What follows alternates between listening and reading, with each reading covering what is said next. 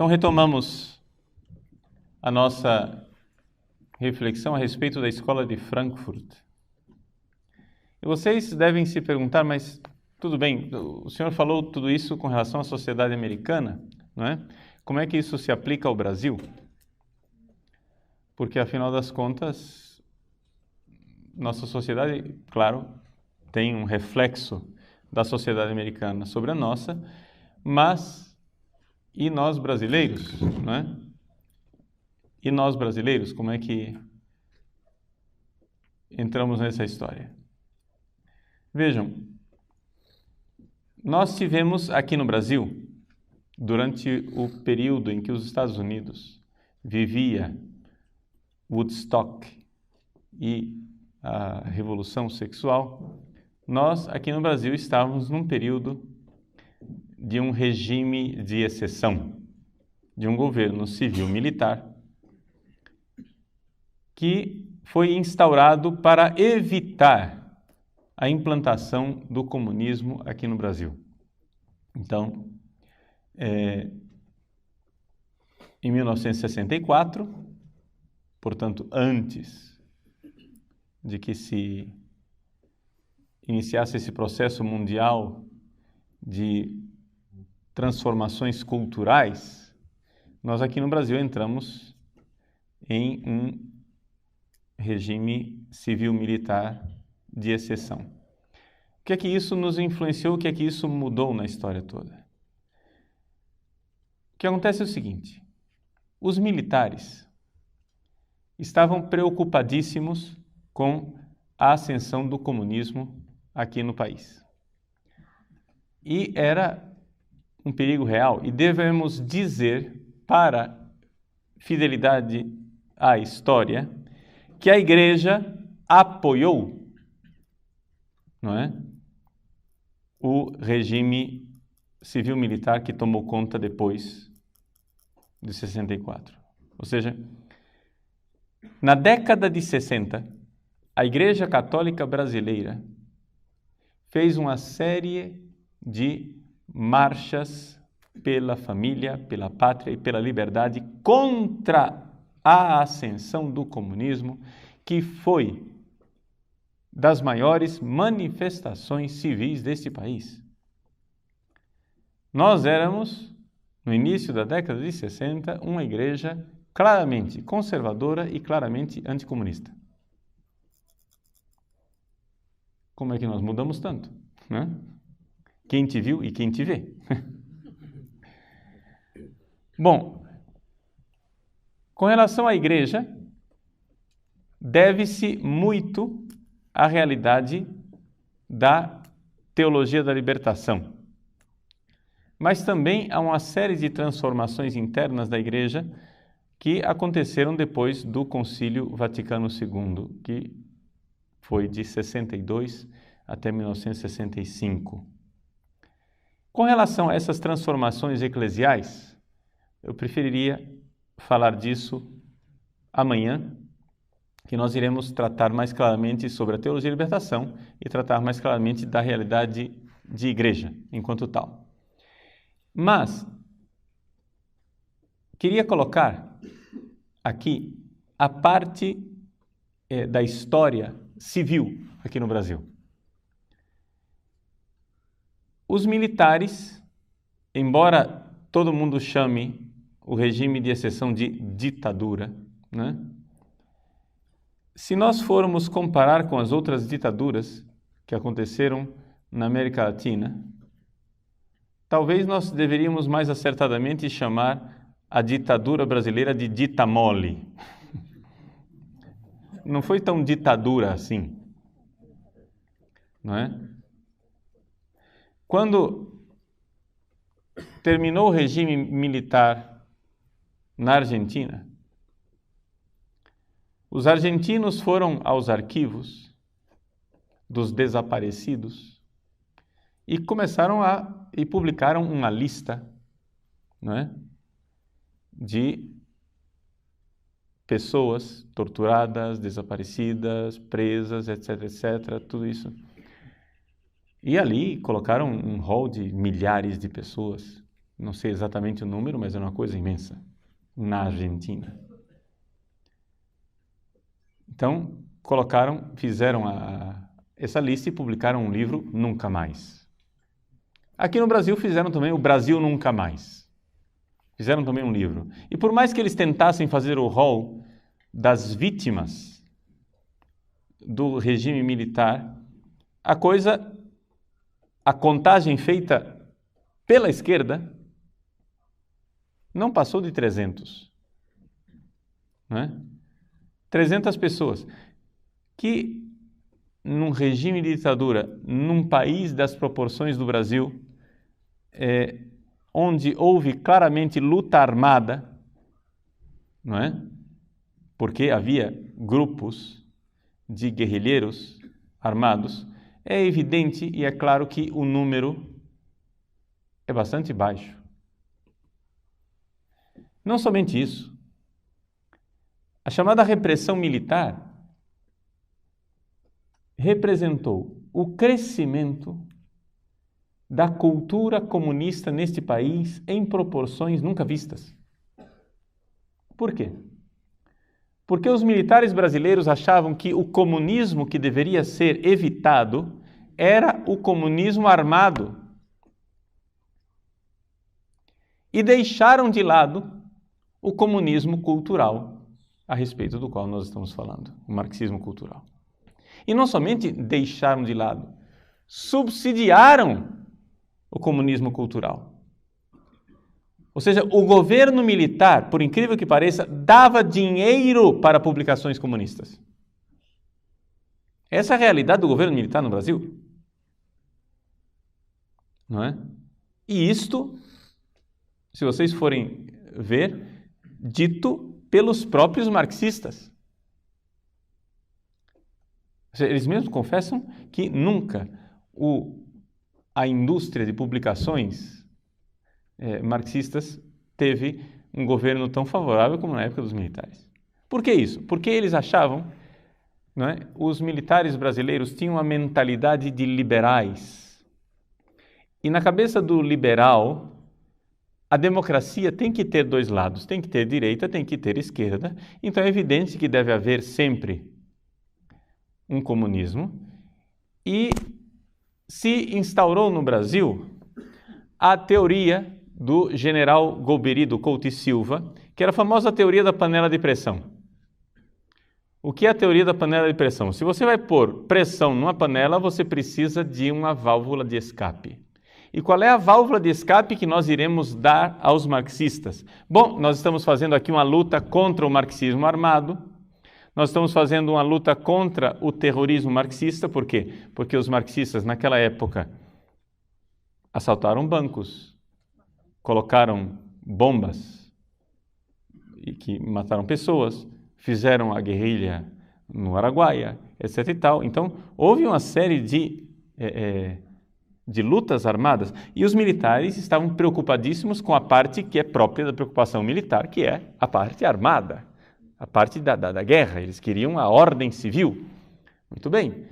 Tinham medo de uma insurreição armada. Então vamos dar aos comunistas uma válvula de escape. Qual será a válvula de escape? A universidade. E entregaram aos marxistas a universidade brasileira. De bandeja. Qualquer um que viveu aquela época sabe perfeitamente que os estudantes, durante o regime militar, se amotinavam nas universidades, tomavam posse de blocos universitários, ficavam lá fazendo greve, queimando colchões, fazendo arruaças e todo tipo de coisa. E a polícia e o exército ficavam na porta olhando, mas não invadia as universidades. É evidente que o exército podia invadir aquilo quando quisessem. Quando ele quisesse, poderia invadir. Não fizeram. Por quê? Porque os generais haviam decidido de dar à esquerda as universidades. Então, nas nossas universidades, havia sim gente da polícia secreta, do DOPS, né? Nas aulas, mas que estavam lá simplesmente para averiguar se os professores, tidos e havidos como marxistas, estavam ensinando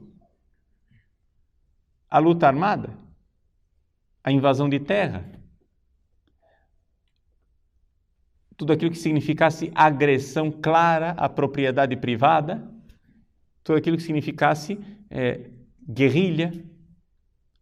Então, isso não se podia ensinar. No dia que o sujeito começasse a falar de revolta armada, ele era preso, levado, né, imediatamente para ser interrogado. E, às vezes, num período, devemos admitir, havia também tortura, né? Houve. Infelizmente, essa realidade da tortura. Não estou aqui defendendo tudo aquilo que fizeram os militares, né? Só que a realidade do governo militar foi muito mais matizada, muito mais cheia de nuances do que aquilo que é a caricatura que vocês ouviram dos professores de vocês. Porque os professores de vocês que ensinaram história a vocês nas salas de aula, foram todos eles formados nas universidades naquela época. E formados numa universidade que foi totalmente entregue ao pensamento marxista e ao marxismo cultural. Ou seja, os militares não estavam prontos para identificar essa realidade do marxismo cultural. Estavam somente combatendo o marxismo armado. O marxismo revolucionário clássico e não o marxismo cultural. Eu conheço, por exemplo, um coronel, não é, que é de Cuiabá, e ele, na época, servia o exército, durante o período do governo militar, ele serviu o exército no Rio de Janeiro. E ele foi incumbido de ir com um destacamento na casa do Dias Gomes e da Janete Claire, 2 escritores de novela da Globo, que eram comunistas de carteirinha, totalmente comunistas. Ele recebeu a missão de entrar na casa deles e averiguar se havia ali armas e livros revolucionários. Livros revolucionários que ensinassem a luta armada, como o Manual de Guerrilha do Marighella e Companhia Limitada, esse tipo de livro que ele procurava. Não acharam nada e foram embora para casa. Ora, esse episódio, que eu conheço o protagonista, o coronel que foi lá e fez isso, esse episódio é narrado pelo próprio Dias Gomes na sua autobiografia. Quem quiser averiguar, né, existe uma autobiografia de Dias Gomes, publicada pela editora Bertrand do Brasil, chama-se Dias Gomes, : apenas um revolucionário. Apenas um subversivo, perdão. Dias Gomes, apenas um subversivo.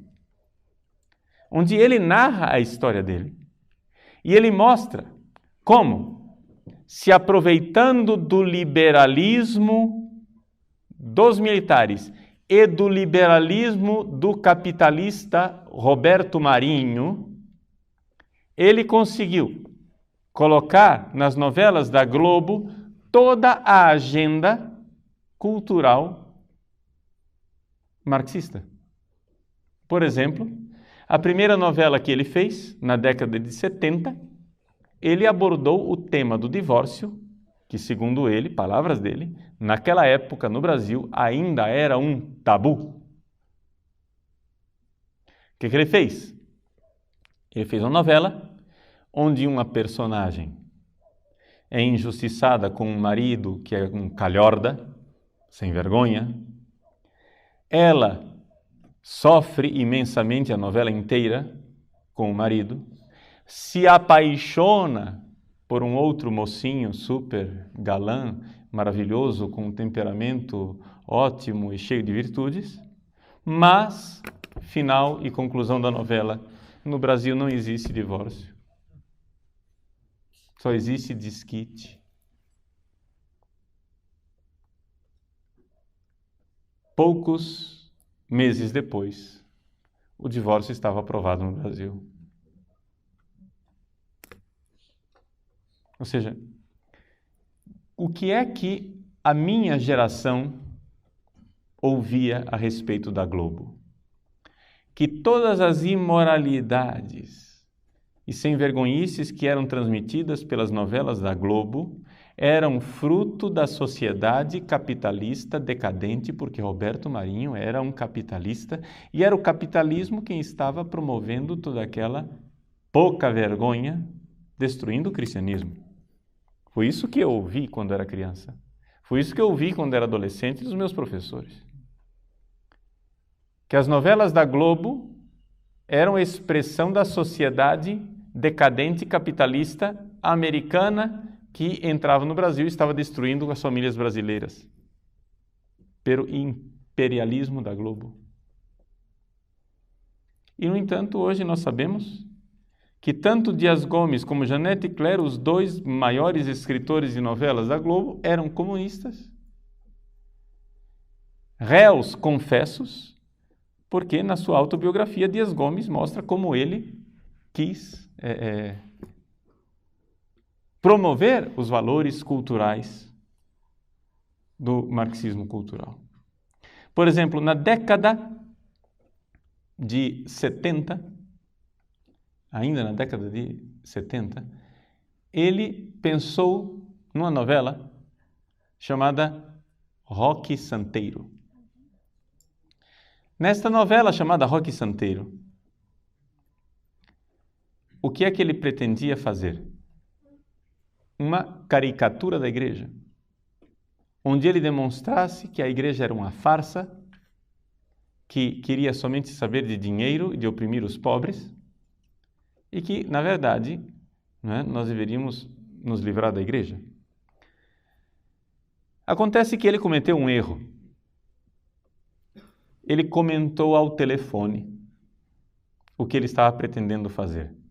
Ele comentou com um amigo comunista, dizendo ao telefone: olha, você não sabe a nova novela que eu quero colocar no ar, não é? O Roque Santeiro, e contou toda a história, dizendo, mas os militares são burros. Porque é evidente, né, gente? Todas essas novelas eram censuradas. Havia censura. Entende? A censura lia, não, está aprovado, pode filmar. Então, ele dizia, os militares são burros, eles nunca vão perceber o que eu estou querendo fazer. E aí, a partir desta falta de discrição dele, né? Discreção, ele deu com a língua nos dentes, os militares tiraram a novela do ar. Não permitiram que fosse ao ar, já tinha filmado alguns capítulos. E essa novela, então, só foi ao ar na década de 80, já no clima de abertura do regime, em que o regime militar estava se preparando para entregar de volta o governo na mão dos civis. Em que consistiu essa novela do Roque Santeiro? A novela consiste mais ou menos no seguinte: existem dois padres. Um padre chamado Padre Albano, que é um padre da teologia da libertação. Manga de camisa, aberto, aos pobres, sensível. E um padre chamado Padre Hipólito, de batina, velho, conservador. Esta contraposição dos dois padres, o Padre Hipólito é aquele que governa a paróquia, e a paróquia tem um negócio, ganha bastante dinheiro, ao redor do mito de um tal de Roque Santeiro, que teria sido um mártir, um sujeito que morreu e que fazia milagres. Então a paróquia ganhava dinheiro vendendo as lembrancinhas do Roque Santeiro e companhia limitada. Acontece que no meio da novela o Roque Santeiro aparece vivo. Então se revela claramente a farsa da igreja conservadora que criou um mito e que ganhava dinheiro em cima de um mito, de uma falsidade ideológica.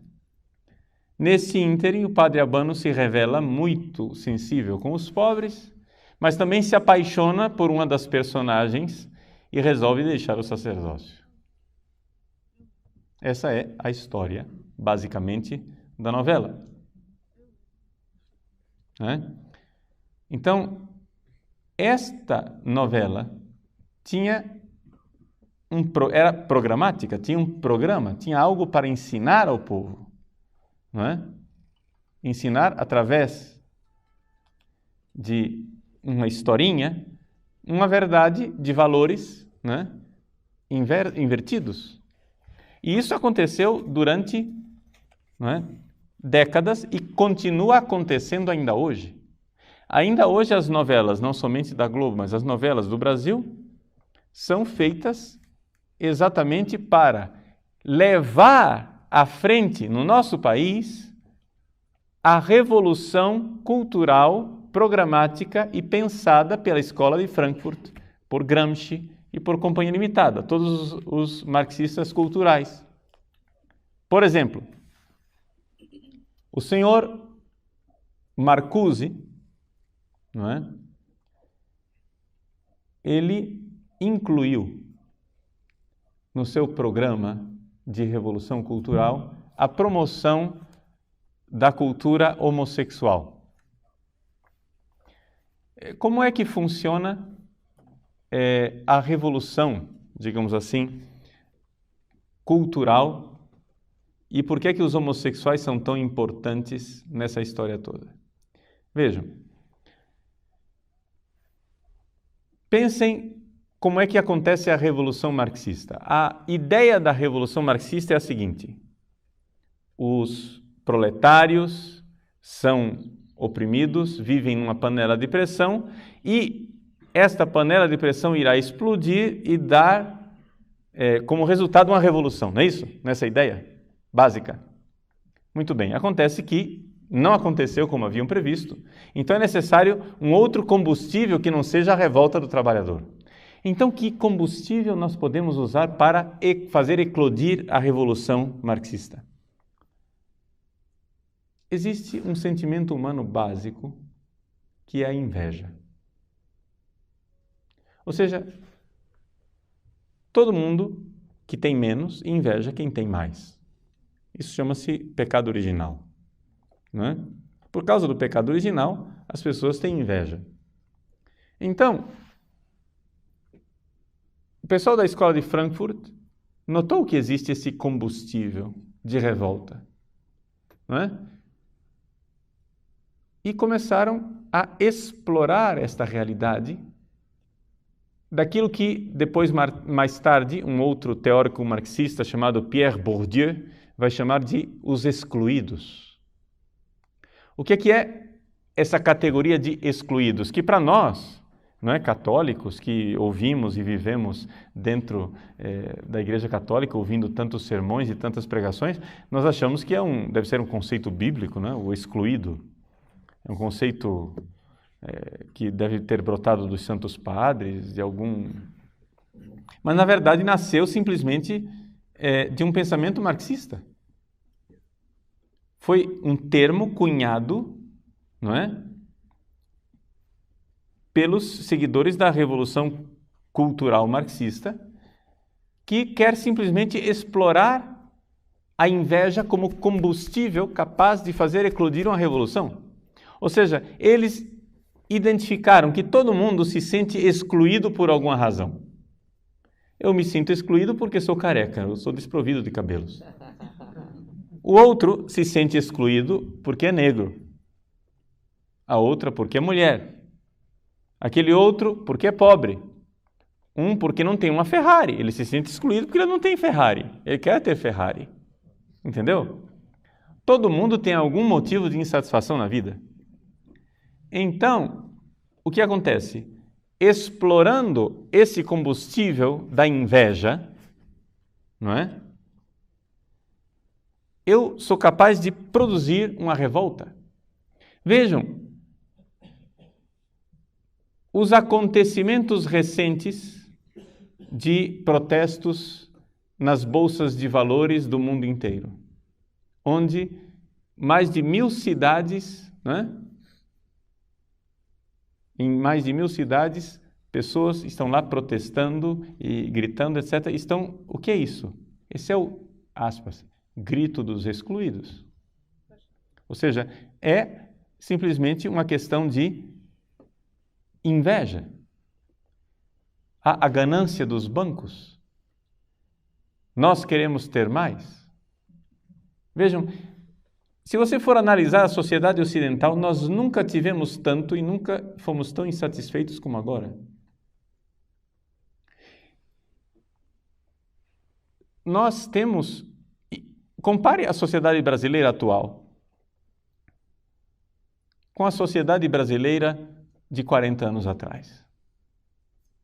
Compare uma favela atual com a favela de 40 anos atrás.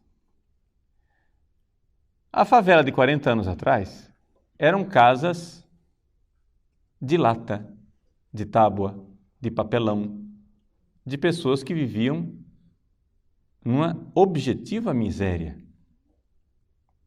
As favelas de hoje são casas de alvenaria, com uma antena de satélite, micro-ondas,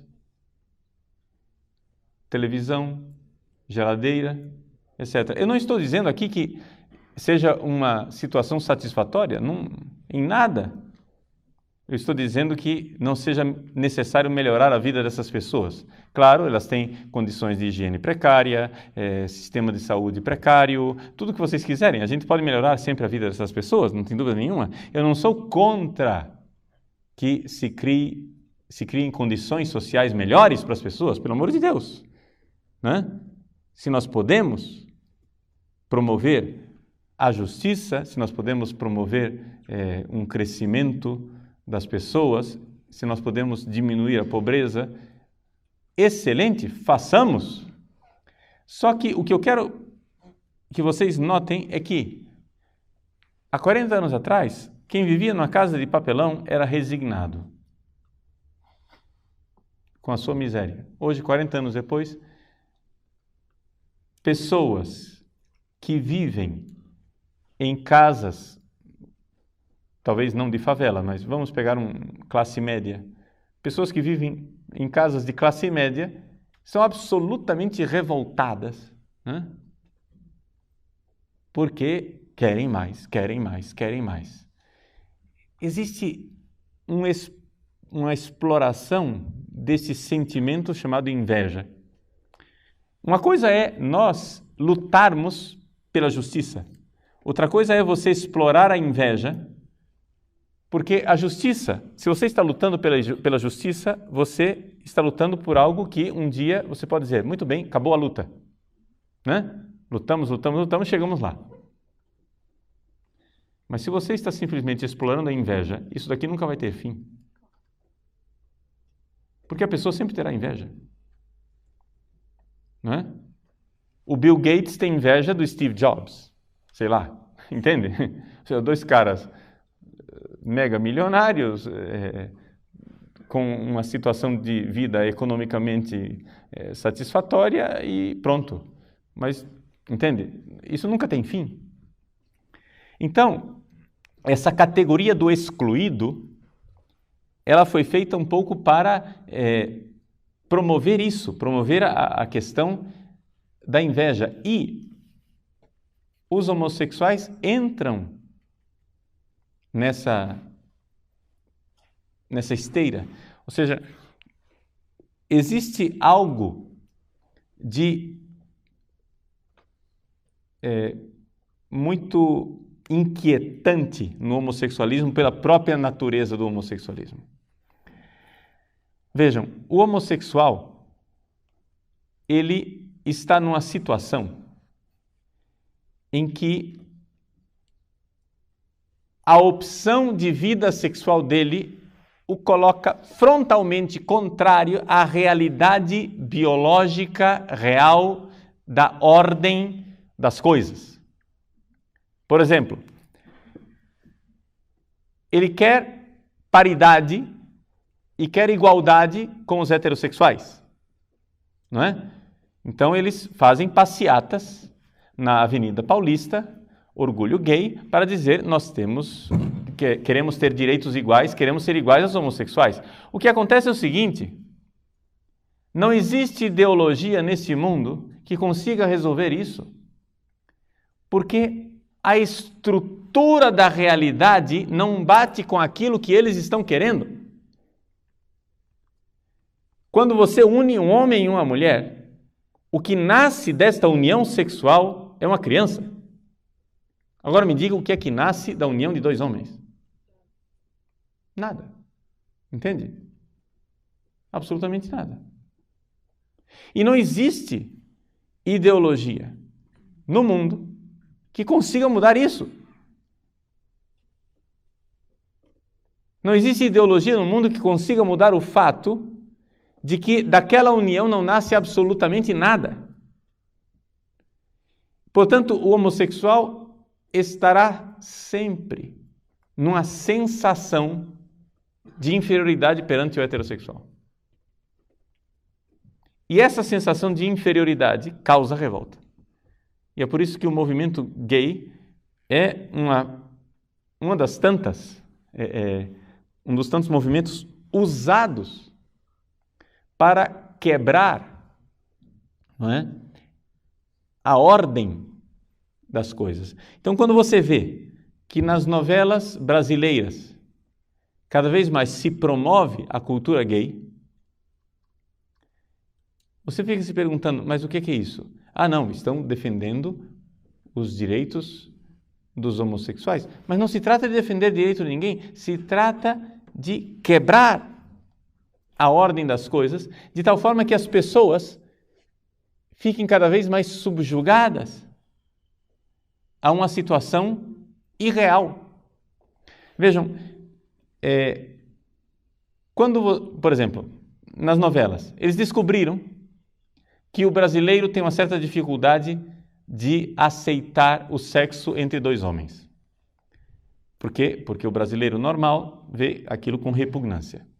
Então eles tentaram colocar beijos de dois homens e manifestações sexuais de dois homens nas novelas. Viram que o resultado não foi favorável. Ah, muito bem, descobriram outra coisa. Vamos dar a volta, vamos fazer o seguinte, vamos colocar a relação entre duas mulheres.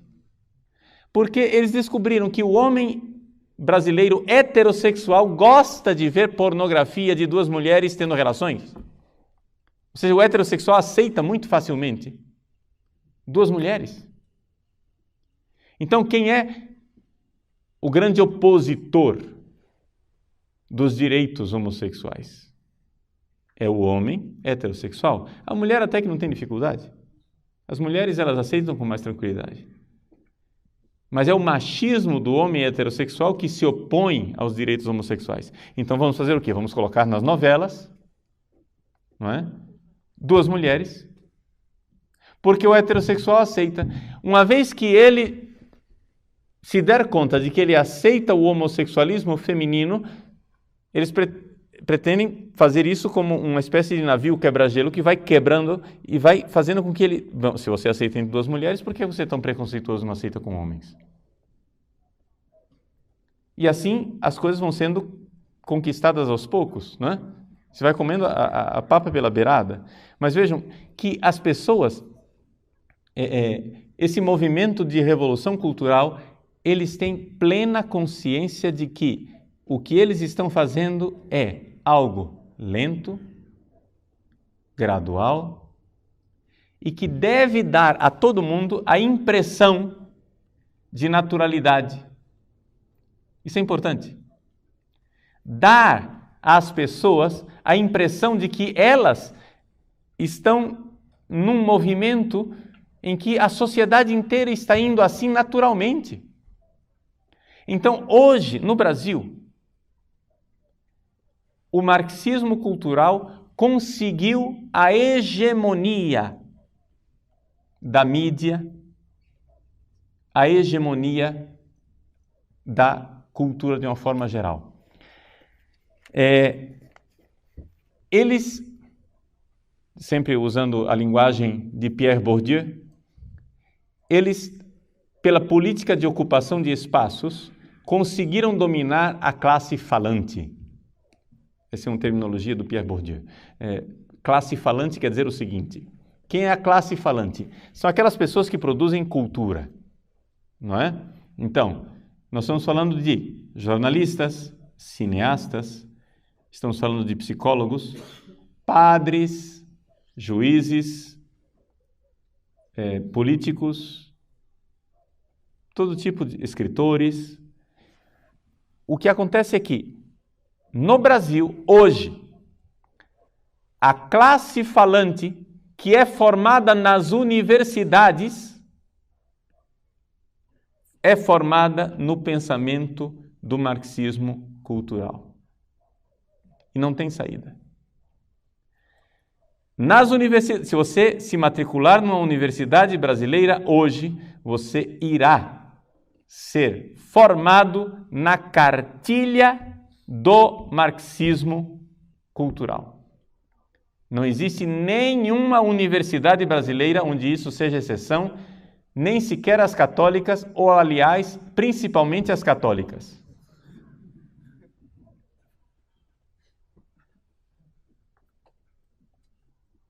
Por quê? Porque o que nós vemos é que houve um descaso por parte dos conservadores, ou seja, dos cristãos, das pessoas que sustentam os valores tradicionais dentro da igreja. Houve um descaso histórico do brasileiro que deixou que a esquerda do marxismo cultural tomasse posse total das universidades.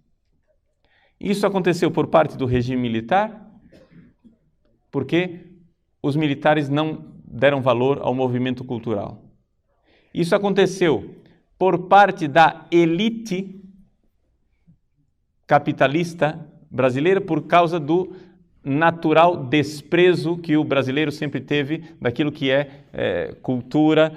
Não, nós temos que ser práticos, nós temos que ser... O dinheiro é que importa e cultura é simplesmente requinte. Então, assim, foram tomando conta das universidades. E tomando conta das universidades, hoje, se você matricular seu filho numa universidade, saiba, o que ele irá encontrar é marxismo cultural. E como é que se identifica esse marxismo cultural? Se identifica, isso em todos os cursos, hein? Todos. Desde matemática até direito, tudo. Como é que se identifica isto? Característica principal, um ódio frontal e fundamental ao cristianismo, aos valores cristãos e mais especificamente ao catolicismo.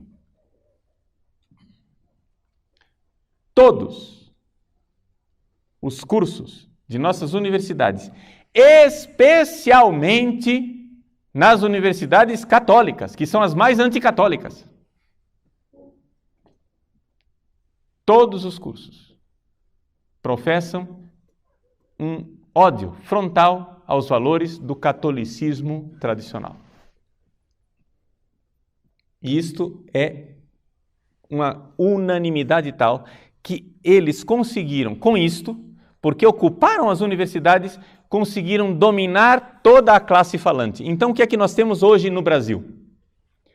Nós temos uma minoria do país, que são aqueles que são a classe falante, que tem uma mentalidade revolucionária marxista, que dominam hegemonicamente os meios de produção da cultura, e uma maioria de brasileiros mudos, que são ainda conservadores em muitos aspectos, mas que não têm representação e não tem quem fale por eles. Ou seja, nós temos ainda uma maioria de brasileiros que têm valores cristãos tradicionais, mas é uma maioria muda. E isto, gente, apesar de todos os esforços da esquerda de mudar a situação. Vejam só, quando aconteceu a segunda eleição, o segundo mandato do governo Lula, não é? Quando estava no final do primeiro mandato, começou a campanha para o segundo mandato do governo Lula. A Folha de São Paulo, que não é nenhum jornal de direita, muito pelo contrário, a Folha de São Paulo fez uma pesquisa e descobriu que 70% do eleitorado brasileiro, gente, 70% não é pouco. 70% do eleitorado brasileiro tinha posições conservadoras em muitíssimos aspectos da moral e da vida. Por exemplo, um número enorme de brasileiros, não aceitava absolutamente o aborto. Um número enorme de brasileiros não aceita absolutamente o casamento gay. Um número enorme de brasileiros aceita que exista o divórcio, porque ele de fato existe, mas quando pensa na sua própria família e pensa em se casar, acha que para si o divórcio é inaceitável. Ou seja, ele aceita o divórcio até mesmo, talvez na teoria. Tudo bem, na sociedade é normal, mas o brasileiro médio, quando se casa, quer se casar para sempre. Um número enorme de brasileiros é absolutamente contrário à legalização das drogas. Um número enorme de brasileiros acha que a castidade e a virgindade é um valor. Um número enorme de brasileiros é a favor da pena de morte, que é digamos assim, um sinal de extremo conservadorismo direitista, né? Ou seja, os brasileiros existe um substrato de brasileiros que ainda trazem dentro de si os valores cristãos tradicionais, apesar de 40 anos de domínio da esquerda no âmbito universitário e de uma hegemonia total e completa da esquerda na classe falante. Ou seja, o que nós temos no Brasil é uma minoria que ainda tem valores cristãos conservadores, que porém é uma maioria que ainda tem valores cristãos conservadores, mas que é uma maioria muda. E uma minoria falante, loquaz, que faz barulho e dá impressão à maioria de que eles são poucos. Ou seja, qual é a situação do brasileiro atual? Qual é a situação, por exemplo, do católico? Qual é a situação do católico médio aqui no Brasil? O católico que vai à igreja, né? Vamos aqui considerar o católico, vamos usar essa expressão abominável chamado católico praticante, né?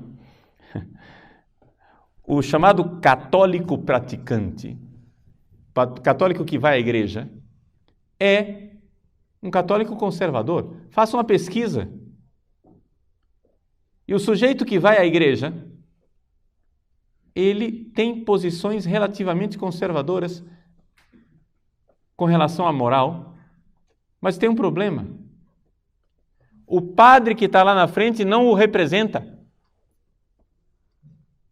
Ou seja, o padre que está lá na frente foi treinado no seminário para quê? Para promover o diálogo da igreja com a sociedade moderna. Então, lá vai o padre expressar a abertura para o mundo moderno e para as coisas, uma tolerância, uma beleza, etc. e tal, para o mundo moderno. Acontece que esse padre, que foi formado numa mentalidade de cultura marxista, que está em diálogo com o mundo moderno, está falando para ouvidos moucos, porque o povo que ele tem diante de si é conservador. Porque o mundo moderno não vem à igreja, meus senhores. O mundo moderno não senta nos bancos de nossas igrejas, não paga o dízimo e não comunga. O mundo moderno não está nem aí com a igreja católica. Agora experimentem na sua paróquia, contrariar a opinião comum que se ouve nos vários seminários de que não, que é isso, nós temos que nos abrir ao mundo moderno, experimentem ser um pouco conservadores. Nós temos essa experiência na nossa paróquia lá em Cuiabá. Nós recebemos uma paróquia que durante 20 anos foi da teologia da libertação. E só faz 3 anos que está nas nossas mãos. Nas nossas mãos eu digo porque não fui eu quem comecei, eu estou há 1 ano na paróquia. Chegaram padres que rezam a missa que está no missal. O pároco começou a dar aula de catecismo todas as terças-feiras à noite do catecismo da Igreja Católica. Nós colocamos um belo confessionário com grades, enquanto um celebra a missa, o outro ouve confissões. Nos domingos, o pároco expõe o Santíssimo Sacramento às 5 da tarde, se senta no confessionário e fica confessando até às 7 horas, quando é a missa paroquial solene com incenso, coroinhas e batines sobre feliz.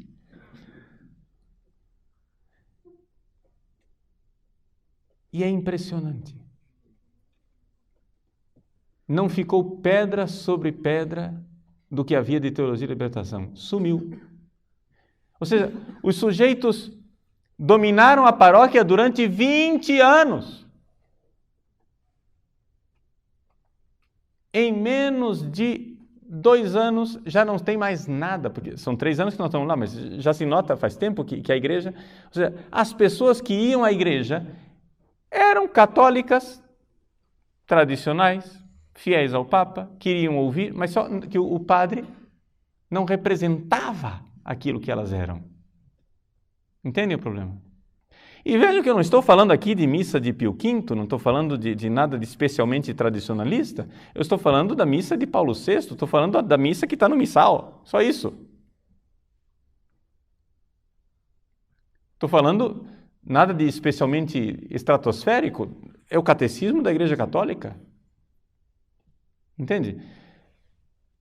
As pessoas, quando ouvem um padre que lhes diz a fé que elas sempre tiveram, são de uma gratidão, se sentem tão agradecidas.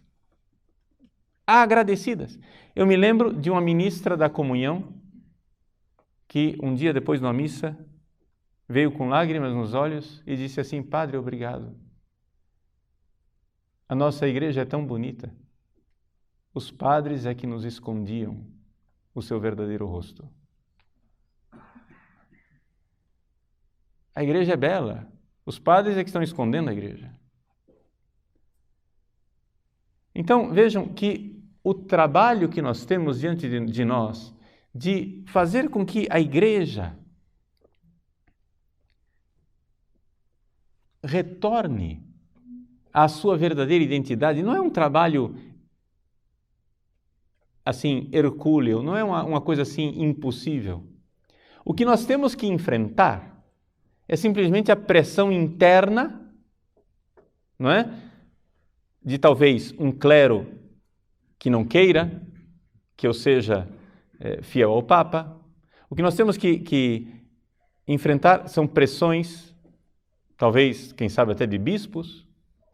Mas uma vez que você é padre, ninguém vai te tirar o sacerdócio mais. E eles não vão te suspender a divinis porque você celebra a missa do missal. Ninguém vai te expulsar da igreja porque você prega o que está no catecismo. O que acontece é o seguinte: o que nós temos que fazer é nos livrar do câncer que corrói os padres mais conservadores e fiéis ao Papa, que chama-se carreirismo. É evidente. Se você quer as melhores paróquias, se você quer um título de monsenhor, se você quer chegar a ser bispo, se você quer ser cardeal, é evidente que você vai jogar para a torcida e vai se preocupar muito com o que as pessoas pensam de você. Mas se você está preocupado somente em levar as pessoas para o céu e quem sabe, por misericórdia de Deus, você também entrar no céu, se você está preocupado com isso, Que te importa se você tem uma paróquia rica ou uma paróquia pobre? Que te importa se você está em Ars ou se você está no Notre-Dame de Paris? Entende? O que importa é se você tem almas e se vai levá-las para o céu. É somente isso que importa. Então, vejam, não há como deter, não há como segurar um padre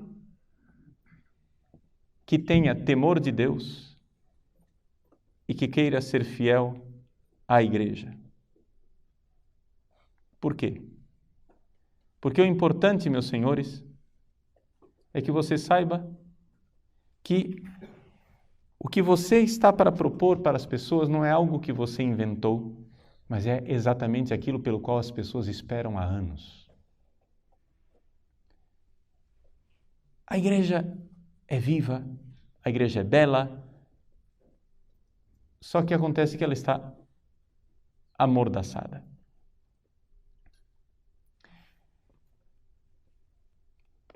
Existe nessa coisa da hegemonia cultural, nós temos que entender que uma vez que você diz para as pessoas aquilo que é a verdade da fé católica, você está dizendo aquilo que as pessoas sempre esperaram ouvir de um padre, o que elas foram exatamente buscar na igreja, mas nunca encontraram. Mas para isso você precisa ter uma vida de padre. O problema aqui é a questão de conversão pessoal. Por exemplo, não é nada fácil você passar horas no confessionário. Se você vai começar a pregar a moral católica, as pessoas vão começar a procurar a confissão. Mas se você não se senta no confessionário, como é que você vai promover mudança de vida? Então, a coisa é muito evidente. As pessoas querem a palavra de Deus. As pessoas querem os sacramentos. Mas, o que encontram? Encontram padres que querem fazer um mega show, gravar um CD, ser famoso, ou então fazer carreira. Mas não encontram aquele padre que é o modelo que a igreja nos dá. Qual é o modelo que a igreja nos colocou diante dos olhos? Vejam, São João Maria Vianney não era nem sequer um grande pregador. Onde é que ele exercia o ministério da palavra? Era num confessionário. Vejam como esse homem no confessionário e no altar conseguiu converter a sua paróquia e levar as pessoas para o céu com uma carga enorme de penitência e de transformação pessoal, claro, porque se você quer converter alguém, comece convertendo você. Comece abraçando você a necessidade de conversão. Então, é importante nós entendermos que, sim, existe um povo que nos espera. Existe um povo que espera a verdade. Só que ninguém está falando a verdade. O que há é muito barulho para tentar distrair as pessoas de que as coisas sejam como elas são. Vejam, por exemplo, eu não sou ninguém, não quero aqui, não pretendo me colocar como modelo de absolutamente nada, mas como é impressionante o efeito que o meu site tem causado nos seminários do Brasil. Uma coisa assim, quase que assustadora. Simplesmente pelo fato de que em muitíssimos seminários do Brasil, os seminaristas simplesmente esperam o dia que um formador lhes diga aquilo que está no catecismo. Esperam o dia que um formador lhes diga aquilo que está no missal. Esperam um dia que um formador lhes diga aquilo que está no Código de Direito Canônico. E isso lhes é sonegado. Ou seja, seminaristas vão com sede ao site simplesmente por quê? Porque este meio simples chamado internet está conseguindo romper o silêncio da hegemonia cultural imposta pelo marxismo cultural dentro da igreja. Entende? A gratidão quando um padre abre a boca e fala. É que vocês, graças a Deus, estão num seminário privilegiado. Não é? Mas certamente muitos de vocês talvez tenham passado em outros seminários antes de vir para esse. Não é? Alguns de vocês talvez tenham tido outra experiência de outro seminário. E sabem muito bem o que é a experiência de esperar que o formador lhes dê a missa do missal. E não tem. Lhes dê a doutrina do catecismo. E não tem. Ou seja, a experiência que a gente tem quando você encontra um seminarista que você nunca viu na vida e você fala para ele a coisa mais óbvia do mundo, que é que você crê o que está no catecismo. Ele arregala os olhos e diz, eu sempre pensei isso, mas achava que eu estava errado, porque sempre me disseram que eu estava errado. Entende? Por quê? Porque é o fenômeno da hegemonia cultural. Ou seja, eles tomaram posse da classe falante.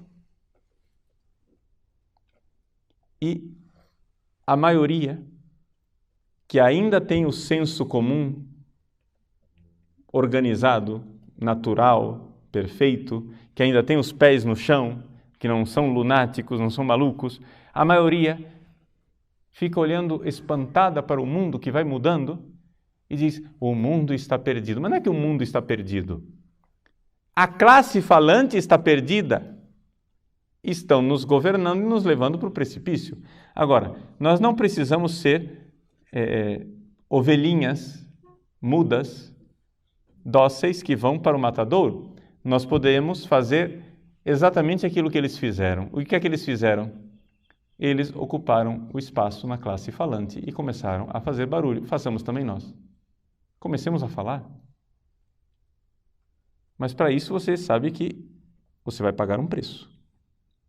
E estejamos dispostos a pagar esse preço. Estejamos dispostos a romper o silêncio, pagando o preço de quem rompeu o silêncio.